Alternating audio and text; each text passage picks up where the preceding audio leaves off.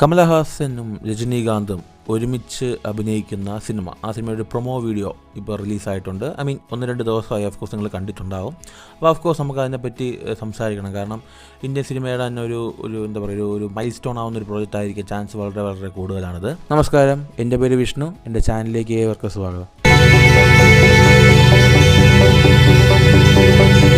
KHXRK, yes, അതിൻ്റെ ഒരു promo, Rajinikanth Kamal Haasan ഒന്നിക്കുന്ന പുതിയ സിനിമ, അതിൻ്റെ ഒരു പ്രൊമോ ഇപ്പോൾ പുറത്തു വന്നിരിക്കുകയാണ്. നമ്മൾ നെൽസനാണ് ഈ സിനിമ സംവിധാനം ചെയ്യാൻ പോകുന്നത്.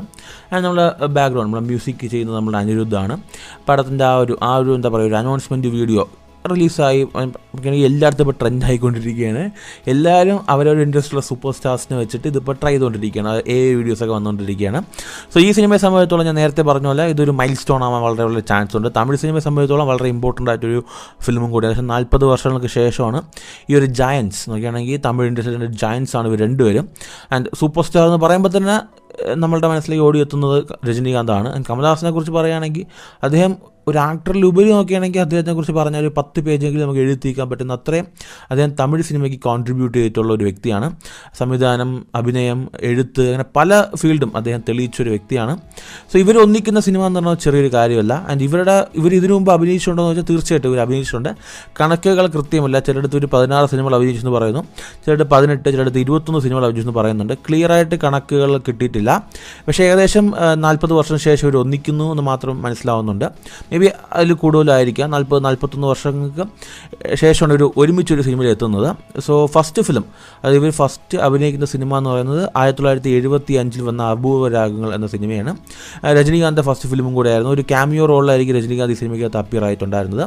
ഇവർ അഭിനയിച്ച ലാസ്റ്റ് സിനിമ എന്ന് പറയുന്നത് ഒരു ഹിന്ദി സിനിമയാണ്, ഗ്രിസ്വാൾസ് എന്ന് പറയുന്നൊരു ഹിന്ദി സിനിമയാണ്. അത് 1985 ആ പടം റിലീസാവുന്നത്.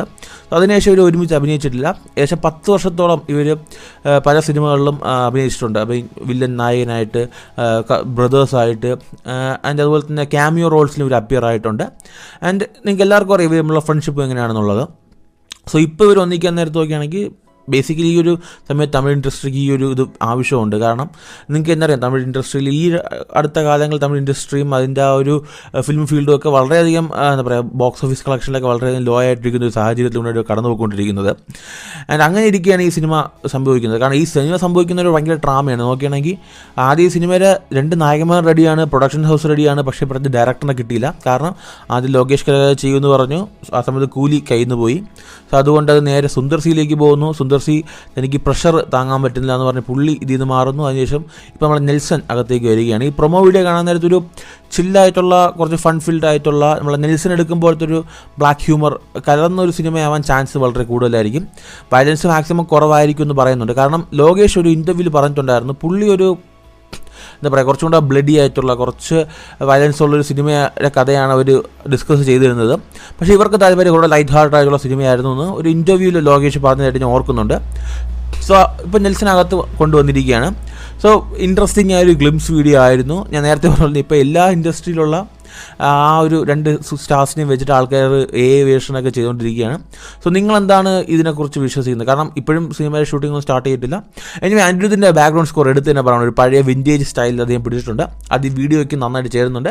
ആൻഡ് രജനീകാന്ത് സിനിമയ്ക്ക് ഈ ഒരു ട്രെയിലറിൻ്റെ അകത്ത് ഭയങ്കര എങ്ങായിട്ടിരിക്കുന്നുണ്ട്. കമലഹാസൻ നോക്കുകയാണെങ്കിൽ ലുക്സ് വൈസ് വളരെ നന്നായിട്ടുണ്ട്. ആൻഡ് ആ ഒരു കോസ്റ്റ്യൂംസ് ആയിക്കോട്ടെ, ഒരു ആ സ്ലോ മോഷൻ വാക്കായിക്കോട്ടെ, അവസാനം ചോദിക്കുന്ന ചോദ്യം ആയിക്കോട്ടെ, ആര് ഹീറോ? യെസ്, മോസ്റ്റ്ലി എനിക്ക് തോന്നുന്നൊരു ഫണ്ണായിട്ടുള്ള ഒരു എന്താ പറയുക, 2 പഴയ ഡോൺസ് വർഷങ്ങൾക്ക് ശേഷം ഒന്നിക്കുന്ന, അവർ ചെയ്യുന്ന കുറച്ച് ഗൂഫി ആയിട്ടുള്ള കാര്യങ്ങൾ പറയാൻ ചാൻസ് ഉള്ള സിനിമ ആയിരിക്കാം. എനിക്കറിയത്തില്ല, മേ ബി അങ്ങനെ ഒരു ഫൺ ഫീൽഡ് ആയിട്ടുള്ള സിനിമ മേ ബി ഒരു ട്രൈ ചെയ്യാം. കാരണം ഇവർ രണ്ടുപേരും ഹ്യൂമർ ഹാൻഡിൽ ചെയ്യാൻ ഭയങ്കര രസമാണ്. ആൻഡ് കമലഹാസനായിക്കോട്ടെ, രജനീകാന്ത് ആയിക്കോട്ടെ, ഇവർ ഇപ്പോഴാണ് ഭയങ്കര സീരിയസ് ആയിട്ടുള്ള സിനിമകളൊക്കെ വന്നുകൊണ്ടിരുന്നത്. പണ്ടൊക്കെ ഇവരൊക്കെ ഹ്യൂമറൊക്കെ ചെയ്തു തുടങ്ങിയാൽ അങ്ങനെ ഭയങ്കര ടൈമിങ്ങുള്ള 2 ആക്ടേഴ്സാണ് ഹ്യൂമറിലൊക്കെ. സോ ഞാൻ അങ്ങനെ ഒരു ഹ്യൂമർ ഫില്ലഡായിട്ടുള്ള ഒരു ഫണ്ണി ആയിട്ടുള്ള സിനിമ ഞാൻ പ്രതീക്ഷിക്കുന്നുണ്ട്. ഞാൻ പറഞ്ഞ ഒരു ഡാർക്കായിട്ടുള്ള എന്താ പറയുക, ആ ഒരു ലൈനിലായാലും വളരെ രസമായിരിക്കും. അഫ്കോഴ്സ് ഈ മങ്കാത്ത പോലെയെങ്കിലും എടുത്തുകൊണ്ട് വന്നാൽ അതും വളരെ രസകരമായിട്ടുള്ള സിനിമ തന്നെ ആയിരിക്കും. സോ ഈ ഇടയ്ക്ക് കുറച്ച് വാർത്തകളൊക്കെ കേൾക്കുന്നുണ്ട്, മമ്മൂട്ടി ഈ പടത്തിൽ വില്ലനായിട്ട് വരുന്നുണ്ടെന്നും, വേറെ ഏതോ ഒരു പേജിൽ മോഹൻലാൽ ഈ സിനിമയിൽ വില്ലൻ ഇതിനായിട്ട് വരുന്നൊക്കെ കേൾക്കുന്നുണ്ട്. എത്രമാത്രം സത്യമാണെന്ന് അറിയത്തില്ല. സോ ഇതൊരു biggest event in Tamil cinema എന്ന് തന്നെ പറയേണ്ടി വരും. മേ ബി ഇന്ത്യൻ സിനിമയിൽ ഒരു വലിയ അനൗൺസ്മെൻറ്റ് തന്നെയാണ്. ആൻഡ് അത് മാത്രമല്ല, മേ ബി ഇതൊരു first 1000 crores for Tamil cinema എന്നും പറയുന്നുണ്ട്. ആൻഡ് എന്തായാലും കണ്ടിരുന്ന് തന്നെ കാണാം. നിങ്ങൾ എത്ര പേര് എക്സൈറ്റഡ് ആണുള്ള കാര്യം തീർച്ചയായിട്ടും താഴെ കമൻറ്റ് ചെയ്യുക. ആൻഡ് മറ്റൊരു ദിവസം മറ്റൊരു